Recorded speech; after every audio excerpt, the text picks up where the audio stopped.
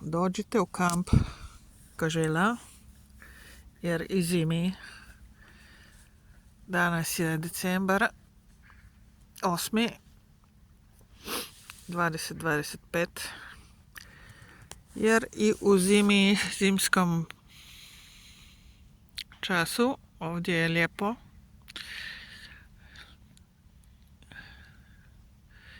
i mirno i dobro i prijazno.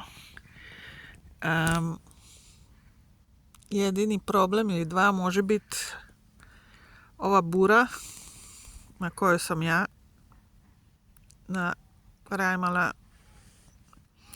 Veoma moćna bura, veoma jaka bura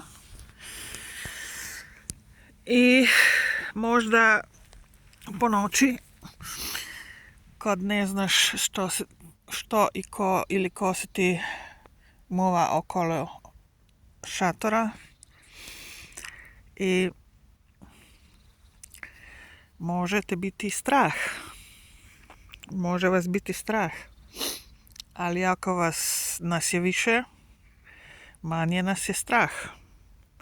Ako ste u redu ljudi koji pustite druge ljude na miru, onda ste dobrodošli u moju bližinu. Mislim, vidite da nema nikoga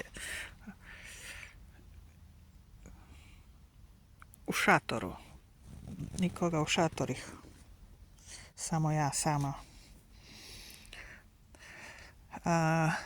Ne znam kako dugo ću biti ovdje.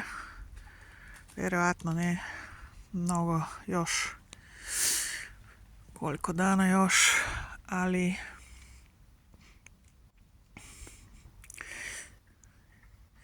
i u zimi, u hladnom času ovdje je lijepo i možda u nekim izgledima i ljepše nego u ljeto. Danas sam se išla malo ufrišati u more. Mislim da ima oko 18 stepnja Celzija i zrak je svjež i dobar i čist.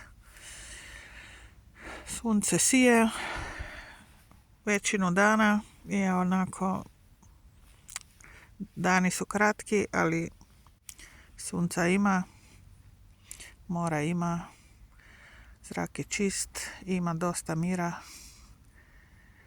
i to je to.